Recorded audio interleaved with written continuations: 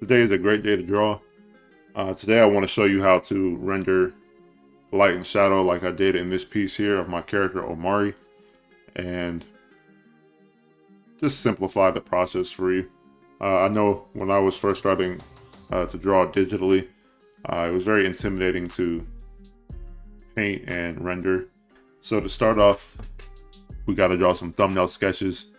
I drew 6 of them, and each one got a little bit more complicated, but I went back and chose one that was less complicated so that I could have an easier time of rendering just the character and a little bit of the background. That's the one thing I suggest doing, is just like focus on rendering one thing. After you have a nice sketch that you like, we're gonna move on and choose a cool color palette. For me, I chose a more green, warm green, cool green color palette for the background, and the character has his own color palette because of his character sheet. So that's something you can do as well, have a character sheet for your character so that you already have the colors for that character.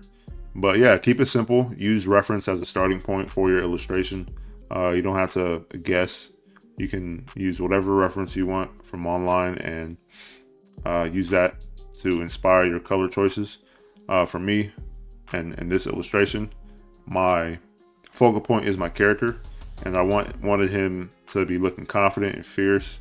The story for this piece is that he's like waiting for his opponent in this forest.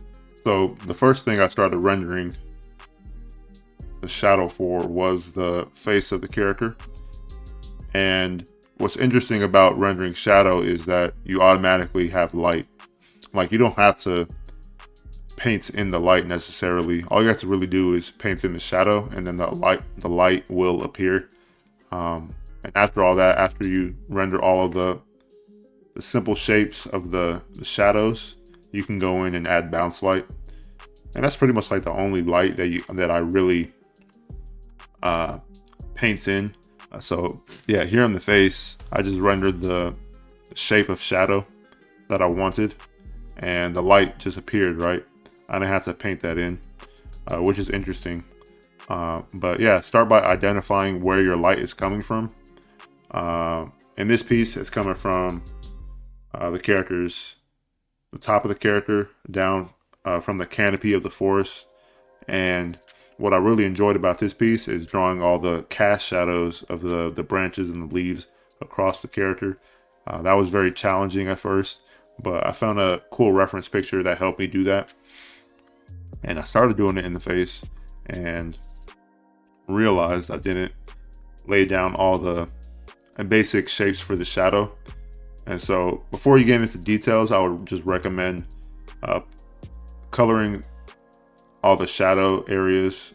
Put in the shadows where they need to go first before you go into details like I did in the face, where I start doing the cast shadows of the leaves and the branches, and then having to go back and not redraw, but put in the basic shapes for the shadows.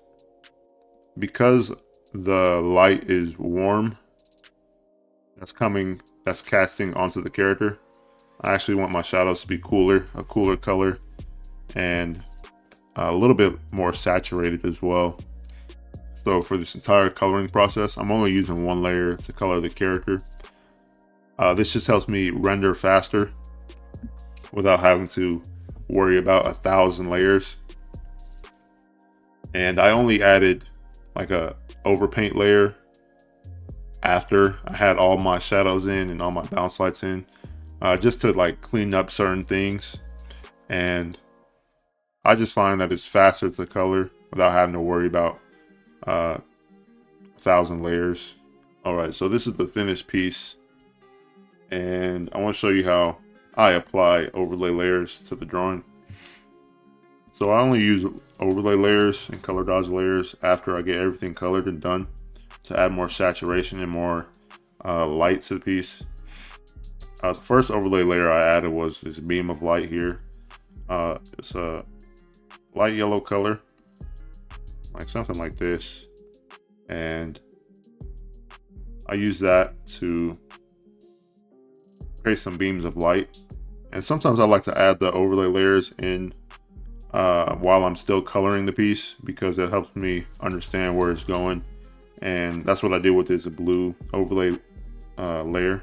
It's more like a purple, but I wanted this to add more of a cool color down in the background area, and that way it contrasts the top of the image that's very warm and contrasts it to the cool blue purplish background. And I also added this purple tint to it as well. One of my favorite parts of the piece is the flames that are like rising up around Omari, and I did that with a basic brush and just color those in, but they really start to pop out with the color dodge layer, like an orange color dodge, and it adds a cool effect to it. But like I said, all that stuff is for last, because if I don't have the fundamentals down and the coloring and the shading looking right, then I don't think any of the other stuff will look right either. But you can definitely tell the difference between no overlay layers and with overlay layers. Brings more saturation to the piece and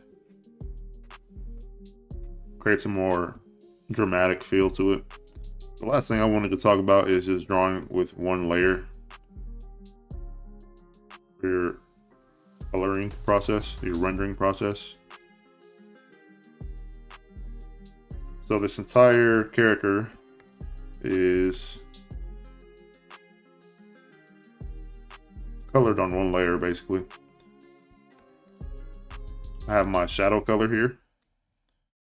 This is the pants color of Omari, then the shadow. Here's the skin, then the shadow.